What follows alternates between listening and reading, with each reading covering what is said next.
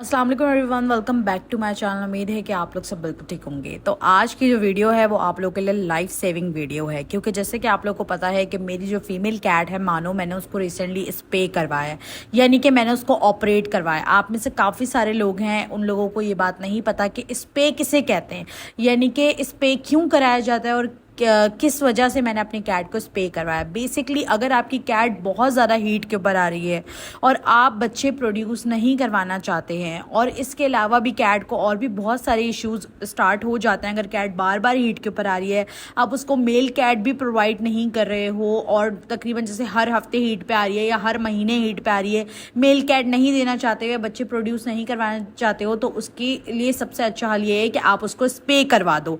स्पे करवाने से फ़ायदा क्या होगा, आपकी कैट की हेल्थ बहुत ज़्यादा अच्छी हो जाएगी। अगर वो बहुत ज़्यादा अग्रेसिव होती है या फिर वो बहुत कम खाती है, खाना पीना छोड़ जाती है, बहुत ज़्यादा स्ट्रेस में आ जाती है, तो आपकी कैट की हेल्थ काफ़ी अच्छी हो जाएगी और वो ये सारी चीज़ें जो है वो छोड़ देगी और आपके साथ एक अच्छा पेट बन के आपका रहेगी। घर से भागना वगैरह या अग्रेसिव होना, ये सारी चीज़ें वो छोड़ देगी और वो जो भी खाएगी वो उसकी हेल्थ पे लगेगा और उसकी हेल्थ जो है वो इम्प्रूव होना स्टार्ट हो जाएगी।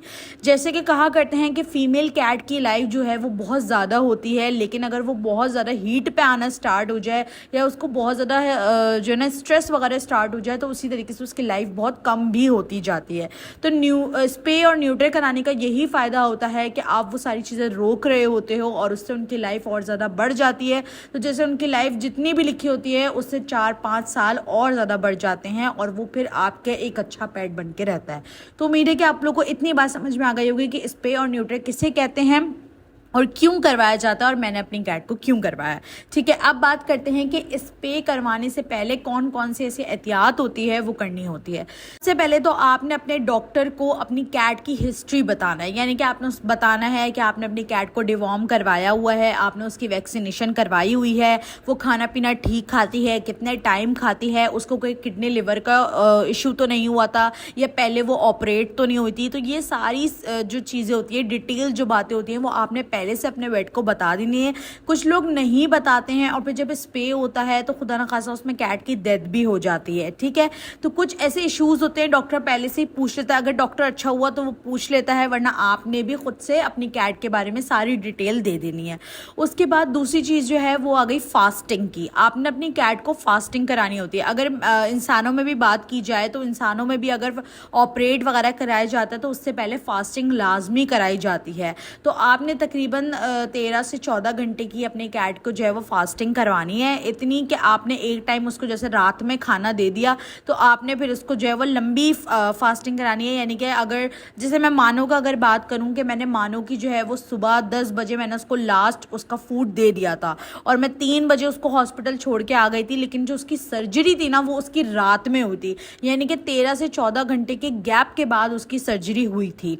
तो इस हिसाब से आपने भी जो है वो अपने डॉक्टर से कंसल्ट करना है और आपने उसको जो भी वो आपको टाइमिंग बताता है सर्जरी की, उससे पहले 13-14 घंटे पहले आप अपनी कैट को खाना पानी सब कुछ दे देना है और फिर उसके बाद आपने उसकी फास्टिंग लाजमी करवानी है। बहुत सारे लोग ये सवाल करेंगे भैया फास्टिंग का क्यों कह रही हैं। बेसिकली जब कैट का ऑपरेट होता है तो उसको वॉमिटिंग वगैरह हो जाती है अगर आप उसको फास्टिंग नहीं करवाते, और दूसरा जब उसका ऑपरेट होता है तो वो जो खाना होता है वो उसकी सांस की नाली में भी फंस सकता है और भी बहुत सारे इश्यूज हो सकते हैं। तो आपने इन चीज़ का एहतियात करना है जी। अब ये तो मैंने आप लोगों को बता दिया है ऑपरेशन से पहले की चीज़ें। अब मैं आप लोगों को ऑपरेशन की बात बताती हूँ। यानी कि 13 अगस्त को मानो का ऑपरेट हुआ था और जैसे ही 3 बजे मैं उसको छोड़ के आई थी और रात को 8 या 9 बजे तक उसका ऑपरेट हुआ था, और ऑपरेट होने के बाद की कुछ पिक्चर्स मैं आप लोगों को यहाँ पे शेयर कर देती। अच्छा जी, तो ये ऑपरेट होने के बाद की पिक्चर्स थी जब उसका ऑपरेट हो चुका था और डॉक्टर ने मुझसे उसी वक्त पूछा था कि आप मानो को बोर्डिंग करवाना चाहती हैं या नहीं।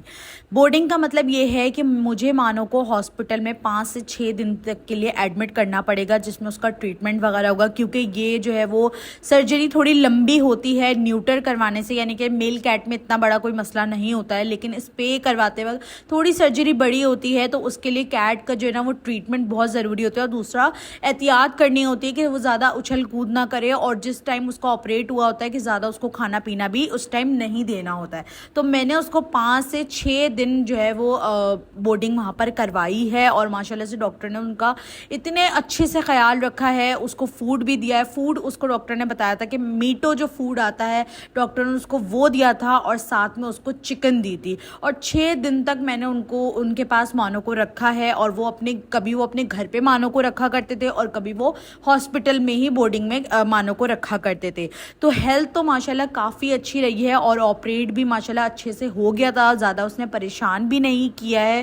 डेली बेसिस के ऊपर डॉक्टर को कॉल करके सारी बातें पूछ रही होती थी कि मानो ठीक है, वो मेडिसिन वगैरह ले रही है। डॉक्टर डेली बेसिस के ऊपर उसका पूरा ट्रीटमेंट वगैरह कर रहे होते थे और जो भी जितना उसको खाना पीना देना होता था वो उस हिसाब से उसको खाना पीना वगैरह सब कुछ दे रहे होते थे। तो उसकी वजह से, डॉक्टर की वजह से, बेसिकली सारी कहानी जो होती है वो डॉक्टर की होती है। अगर अच्छा डॉक्टर होगा तो वो अच्छी सर्जरी भी करेगा और फिर आपकी कैट भी सही रहेगी। वरना काफ़ी सारे ऐसे डॉक्टर्स होते हैं वो अनाड़ी होते हैं, उनको सही तरह सर्जरी नहीं करनी आती, उससे कैट के फिर हेल्थ के ऊपर बहुत ज़्यादा असर आता है। सबसे बड़ा बोर्डिंग करवाने का मकसद ये होता है कि कैट की सर्जरी हुई होती है, वो भी बड़ी सर्जरी। और दूसरा ये कि जैसे ही सर्जरी होती है उसके बाद कैट का जो टेम्परेचर है वो नॉर्मल रखना बहुत ज़्यादा ज़रूरी होता है। 24 घंटे तो कैट का टेम्परेचर जो है वो नॉर्मल करने में ही लग जाते हैं। और दूसरा ये कि जब वो आहिस्ता आहिस्ता करके होश में आना स्टार्ट होती हैं तो वो जंपिंग वगैरह करती हैं, तो हो सकता है कि उनके जो टाँके वगैरह लगे होते हैं वो भी खुल सकते हैं।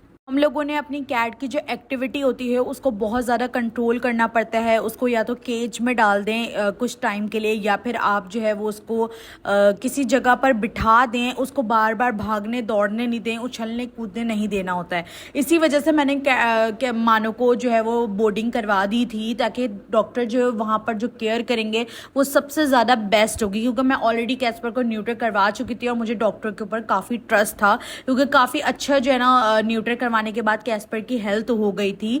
और इसी वजह से मैंने मानो को फिर बोर्डिंग में दे दिया था, क्योंकि मानो जो है वो थोड़ी सी शरारती से, तो वो छलती कूदती बहुत ज़्यादा है और इस चीज़ पे जो है ना वो बहुत ज़्यादा कंट्रोल करना होता है जब तक हेल्थ बिल्कुल ठीक ना हो। इसी चीज़ जो बहुत ज़्यादा ज़रूरी है, एंटीबायोटिक का पूरा कोर्स होता है सर्जरी के बाद, जो कि अगर आप बोर्डिंग करवाएंगे तो ही पूरा हो सकता है, वरना डेली बेसिस के ऊपर आपको अपनी कैट को डॉक्टर के पास लेकर आना ही होगा। बहुत सारे लोग ये करते हैं कि सिर्फ सर्जरी करवा देते हैं, एंटीबायोटिक नहीं करवाते, कोर्स नहीं कराते, तो उससे आपकी ही कैट को पेन होगा, वो बहुत ज़्यादा तकलीफ में रहेगी क्योंकि उसकी बड़ी सर्जरी होती है। तो काफ़ी ज़्यादा जो है ना वो कैट स्ट्रेस में भी आई हुई होती है। अब जो मेल कैट की अगर हम बात करें एंटीबायोटिक की, तो मेल कैट की जो 3 से 4 दिन चलती है और फीमेल कैट की तकरीबन 5 से 6 दिन चलती है।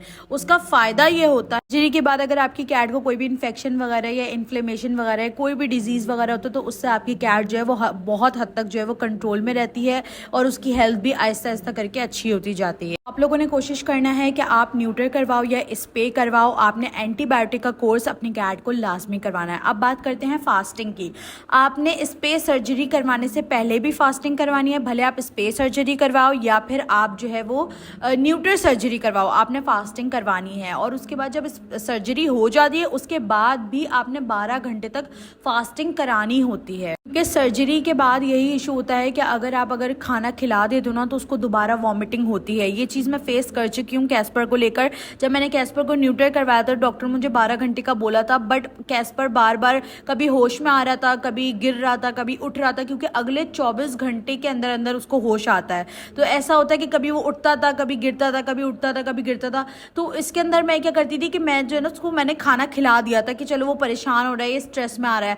तो जैसे ही मैंने उसको खाना खिलाया तो उसको फ़ौरन ही वॉमिटिंग हो गई थी, जिससे मैं बहुत ज़्यादा परेशान हुई थी। तो मैंने ये सोचा हुआ था कि मैं मानो के अंदर मैं बहुत ज़्यादा केयर करने वाली हूँ, तो उसमें डॉक्टर ने ये चीज़ बताई भी थी कि उन्होंने अगले 12 घंटे तक मानो को कोई भी चीज़ नहीं खिलाई है बिल्कुल भी, और उसको प्रॉपर फास्टिंग करवाई है। तो उससे जब उन्होंने 12 घंटे के बाद जब मानो प्रॉपर होश में आ गई है, यानी कि प्रॉपर जब वो 24 घंटे बाद होश में आ गई थी, होश में आने के 12 घंटे बाद, ठीक है, होश में आने के 12 घंटे बाद उन्होंने उसको जो भी फूड, उसको लाइट सा लिक्विड फूड वैसे खिलाया जाता है, जेली फूड जो होता है वो मैंने कैस्पर को खिलाया था और सेम वही मानो ने भी वैसे ही करवाया, यानी कि डॉक्टर ने भी मानो को बिल्कुल वैसे ही जेली फूड खिलाया था। तो वो उसने खा भी लिया था और उसको कोई वॉमिटिंग वगैरह भी नहीं हुई थी। बहुत सारे लोग ये बोलेंगे कि भाई आप जो है वो लिक्विड फूड का ही क्यों कह रही हैं, आप ड्राई फूड का क्यों, क्योंकि ड्राई फूड जो है वो डाइजेस्ट करने में प्रॉब्लम होगी।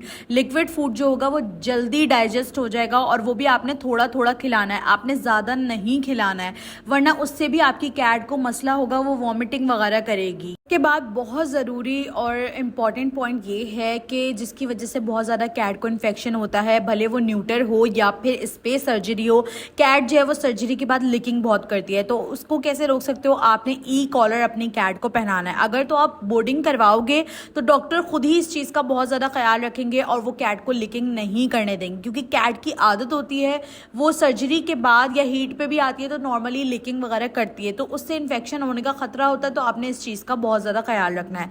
अब बात करते हैं डॉक्टर की। मेरा जो वेट है वो पर्सनली बहुत अच्छा वेट है और मैं उसका एड्रेस, उसका नंबर, हर चीज़ डिस्क्रिप्शन में आप लोगों के लिए ऐड कर दूंगी।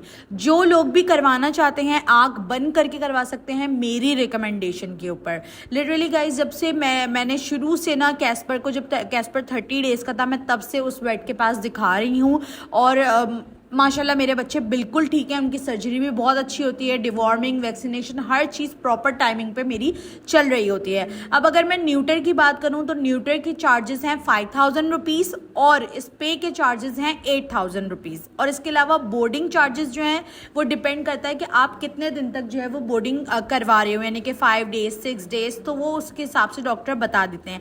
लेकिन बहुत सारे ऐसे भी पेट क्लिनिक्स हैं जो 15-15 हज़ार, 16-16 हज़ार रुपये ले रहे हैं और सर्जरी भी ठीक से नहीं कर रहे होते हैं। तो उससे ज़्यादा बेहतर है कि आप किसी ऐसे डॉक्टर को दिखाओ जो कि कम भी पैसे ले और साथ में सर्जरी भी अच्छी करे, जिससे आपकी कैट की हेल्थ जो है ना वो भी काफ़ी अच्छी रहे। तो आप लोगों को यही रिकमेंड करूंगी कि अगर आप अपनी कैट की स्पे या न्यूटर सर्जरी करवा रहे हैं तो आप बोर्डिंग लाजमी करवाएं, ताकि वो वेट की ऑब्जर्वेशन में रहे, वेट उसको देखता रहे कि कोई मसले मसाइल तो नहीं आ रहे हैं। सर्जरी के बाद या न्यूटर करवाने के बाद तो और एंटीबायोटिक भी आपका वेट जो है वो देता रहेगा, और जितना फूड आपकी कैट को प्रोवाइड होगा आपका वेट जो है उन सारी चीज़ों का जो है वो प्रॉपर ख्याल रखेगा। और मैंने इस दफ़ा यही डिसीजन लिया था, जब मैंने कैस्पर को न्यूटर करवाया था तब मैंने ये डिसीजन नहीं लिया था, तब मैं कैस्पर को घर लेकर आ गई थी। बट जब मैंने मानो को स्पे करवाया तो मैंने ये सोच लिया था कि मैं जो है वो उसको बोर्डिंग लाजमी करवाऊंगी, क्योंकि ये बड़ी सर्जरी होती है तो उसमें खतरात भी बहुत ज़्यादा होते हैं। और जो लोग ये बात करते हैं कि कैट को पेन वगैरह होता है, तो ऐसा बिल्कुल भी नहीं है। अगर आप अच्छा वेट चूज़ करते हो तो आपको पता भी नहीं चलेगा कितनी जल्दी दिन गुजर जाएंगे। और लिटरली गाइज, आप लोग के सामने मैं डेली बेसिस के ऊपर आप लोगों को बता भी रही थी कि मानो का अब ऑपरेट हो चुका है, अब उसकी ये आया, अब डॉक्टर ने ये बताया, सारा कुछ मैं बताई थी। और आज की वीडियो भी मैंने इसीलिए बनाई है ताकि आप लोग देख सकते हैं। यहाँ पे मैं मानो को 6 दिन के बाद घर लेकर आ गई हूँ और अब माशाल्लाह मानो सब कुछ खा रही है। सर्जरी के बाद आप ये देख सकते हो उसके बाल बहुत ज़्यादा गिर रहे हैं, क्योंकि स्ट्रेस एक तो बहुत ज़्यादा था और बाल उसके काटे भी डॉक्टर ने, पेट की साइड से उसके सारे बाल जो है ना वो डॉक्टर ने हटा दिए हैं, क्योंकि सर्जरी हुई है वहाँ पर। और दूसरा ये कि आहिस्ता आहिस्ता थोड़ा सा टाइम लगेगा, सेट हो जाएगी वो, उसको स्ट्रेस हो रहा है, इसकी वजह से उसके हेयर फॉल वगैरह भी होगा। तो इस चीज़ में आपको परेशान होने की ज़रूरत नहीं है। आप घर लाने के बाद अपनी कैट को हर चीज़ खिला सकते हो, बट डॉक्टर ने ये बात बोली थी कि इसको उछलने कूदने से आपने थोड़ी सी एहतियात करनी है।